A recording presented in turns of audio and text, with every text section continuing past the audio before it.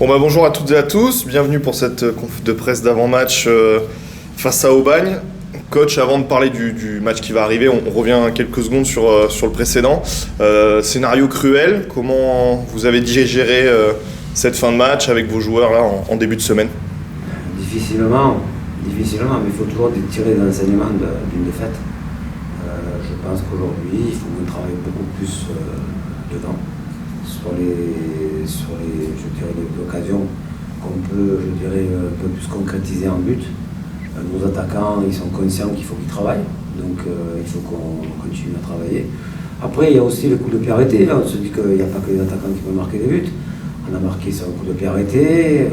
Je pense que par rapport à ce match-là, c'est trop peu par rapport aux occasions qu'on a, par rapport au nombre de centres qui arrivent dans la surface. Donc on est au courant, on travaille tous ensemble, on sait très bien qu'il y a des performances à faire, à réaliser. Il y a des joueurs qui doivent continuer à travailler, à bosser, à reprendre confiance en eux pour certains, à prendre confiance en eux pour d'autres, et puis surtout continuer à travailler dans le but, et sans relâchement. Et c'est pour ça qu'on est en train de mettre encore un travail spécifique aux attaquants, pour pouvoir les amener vers des performances un peu plus importantes, qui nous permettraient de tuer les matchs plus tôt, et de ne pas se retrouver dans des situations comme on s'est retrouvé le dernier match, où on a fait, je pense, un bon match, mais faire un bon match, c'est marquer des buts. Et on a fait un bon match, mais il est terni par cette occasion de dernière minute, par cette équipe-là du Cher qui a cru jusqu'au bout et qui a marqué ce but pour enlever cette victoire. On est abattu, oui, mais on n'est pas, complètement hors d'atteinte. C'est-à-dire qu'on va préparer le match global comme on l'a fait cette semaine et passer sur ce qu'on sait qui est bon pour nous, c'est-à-dire de travailler devant le but pour pouvoir concrétiser les occasions. Justement, pour les gens à qui ça ne parlerait pas, qu'est-ce que ça veut dire finalement faire travailler ses attaquants? C'est répéter des gestes plusieurs fois, à force, ça rentre, ça finit par venir, des automatismes. Comment on travaille pour marquer des buts finalement?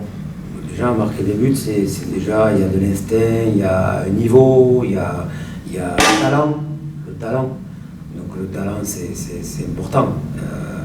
Nous, on a du talent, je pense qu'on a du talent devant, on a des joueurs qui sont capables de marquer des buts. Sauf que marquer des buts, c'est très difficile. Je parlais avec Albert Raymond, que je salue si un jour je pourrais le revoir, c'est sympa, parce que c'était un garçon qui a joué à Toulon en plus, et qui me disait, en tant qu'international et tout, j'ai eu du mal à marquer des buts, c'est difficile de marquer des buts. Donc quand un international comme ça, de ce niveau-là, vous dites que c'est difficile de marquer des buts, il faut le prendre en compte. Donc nous, on joue en National 2 aujourd'hui, on a des attaquants de National 2, à nous d'être patients, de travailler et de redonner la réussite à nos attaquants. Parce qu'il n'y a pas que la répétition des gestes, il y a aussi l'état psychologique du joueur et puis l'encouragement qu'on lui donne. Et je pense que tout ça mis bout à bout, je pense qu'à un moment donné, on va arriver à trouver des joueurs qui sont capables de pouvoir prendre confiance, marquer des buts et libérer les matchs. Justement, psychologiquement, comment vous trouvez vos attaquants? Vous les sentez touchés par ce qu'ils ne marquent pas, concernés par ce problème, entre guillemets? Ouais, je pense qu'ils sont tous concernés par ce problème-là. Ils savent que c'est une question de temps, une question de travail, une question de psychologiquement d'être aussi prêt, et puis surtout de ne pas douter. Et moi, dans le staff, on essaie de faire en sorte de les encourager quand même, hein, de leur dire les choses, parce qu'il faut dire les choses. Il faut dire qu'à un moment donné, on doit couper les trajectoires. À un moment donné, on doit frapper au but, bien avant la surface. On n'est pas obligé d'attendre dans la surface. On est bien obligé de se dire aussi de prendre des risques. Ça, tout ça, on leur dit. C'est des informations qu'on donne aux attaquants dans le moment où ils travaillent. Donc ça permet aussi de leur donner confiance et de se dire que bon, il faut progresser, il faut travailler et que la réussite, elle passe que par le travail. Bilal, tu as ton point de vue, alors pas forcément sur l'attaque, mais de manière générale sur l'équipe.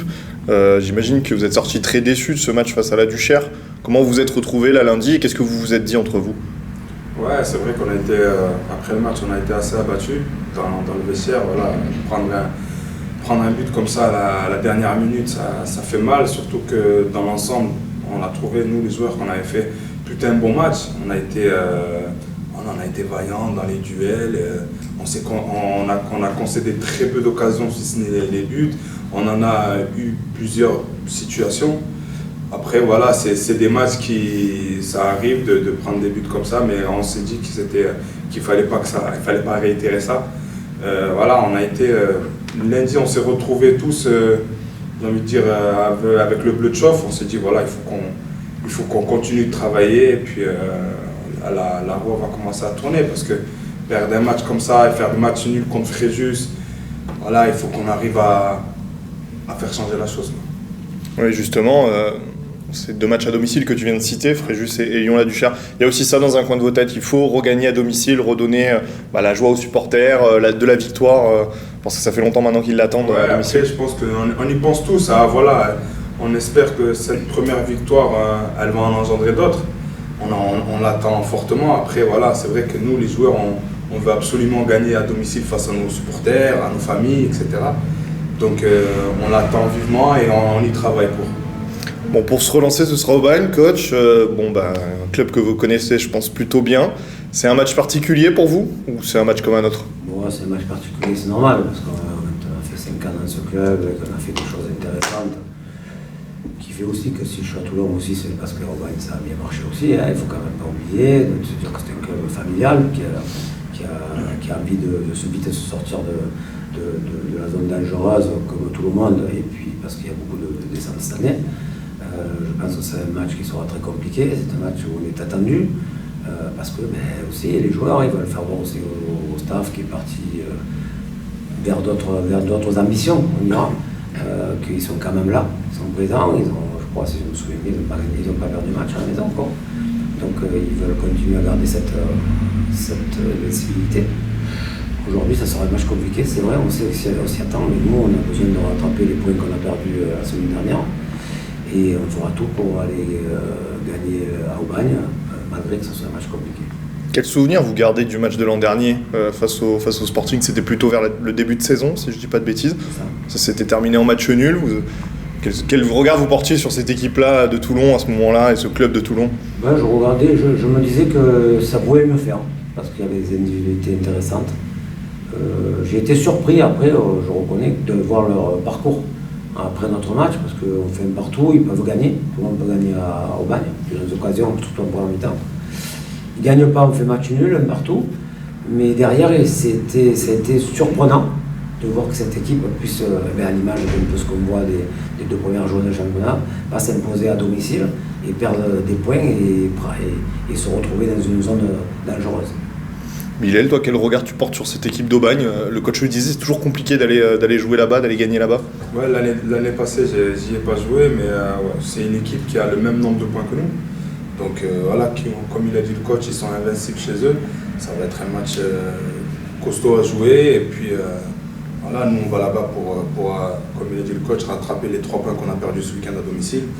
Même si ça va être difficile, on a travaillé cette semaine, on va continuer de travailler pour aller gagner là-bas.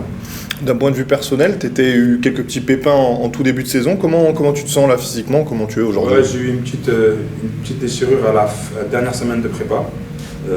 J'ai raté les 2 premiers matchs, mais là, ça va. J'ai pu réintégrer le groupe face à 7 et puis j'espère finir la saison sans pépin. L'envie d'enchaîner maintenant? Ouais, exactement. Coach, sur l'état du groupe, est-ce que vous avez des joueurs dont vous savez déjà que vous ne pourrez pas compter sur eux pour le match face à Aubagne? J'ai donc Omar qui n'est toujours pas, remis, Kenny qui n'est pas remis, mais ça avance bien. Kenny, j'ai l'impression que ça avance plus vite que ce qui était prévu. Et on a Moussa qui a pris les 5 matchs de suspension, qui lui reste 2 matchs, je crois. Voilà, Bruna Malik s'est fait mal ce matin. J'espère que ce n'est pas trop grave, on va voir un petit peu ces 2 contacts avec Jérémy Laborde. J'espère que tous les 2, ça sera pas trop grave, qu'on puisse les avoir samedi.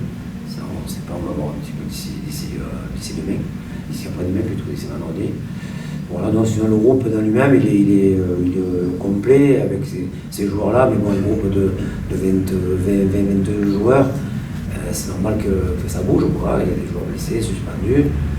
J'estime que bon, on est dans une configuration où on peut aller faire quelque chose au Aubagne avec le groupe qui est actuellement. Une dernière question, parce que c'est aussi quelque chose qui revient beaucoup. On vous a vu partir sur les premiers matchs en 4-3-3, puis ça a pu évoluer, notamment par exemple à 7. Aujourd'hui, quel regard vous portez sur le système que vous avez envie de mettre en place? Est-ce que vous pensez à le faire évoluer au gré des attaquants, notamment, par exemple? Mais, de toute façon, il y a déjà les matchs à domicile et à l'extérieur. Il y a des matchs aujourd'hui où c'est qu'à l'extérieur, on a envie d'être plus prudent, on dira, plus prudent, parce que j'ai une équipe, comme je disais, qui est invincible, qui va tout donner parce qu'ils ont besoin de points aussi. Et nous, il va falloir travailler la prudence. Donc, il faut que, comme je le disais, mettre en place un système hybride qui nous permette à la fois de pouvoir être sécurisé, de pouvoir perdre surtout à la perte de balle, et de pouvoir être capable de pouvoir faire des différences sur les contres et d'être vite et rapidement dans le cas adverse. Voilà, il faut que j'arrive à moduler un système nous permettant de donner ce fonctionnement-là. Il n'y a pas de système vraiment défini. Aujourd'hui, je pense avoir suffisamment d'expérience pour passer d'un système à un autre, même pendant le match. Parce qu'on a vu faire un contre 7, on est parti de 4-4-2 avec Losange, et on a fini en 4-2-3-1. On a joué en 4-2-3-1 ici contre cette équipe du Cher. Seuls les buts nous ont manqué, mais on aurait pu dire que ce système nous convient aussi. Mais bon, malgré tout, on a perdu le match. Donc à Aubagne, ça sera un système hybride avec justement alliant la sécurité sur la perte de balles et surtout la projection vers le but adverse sur les contres.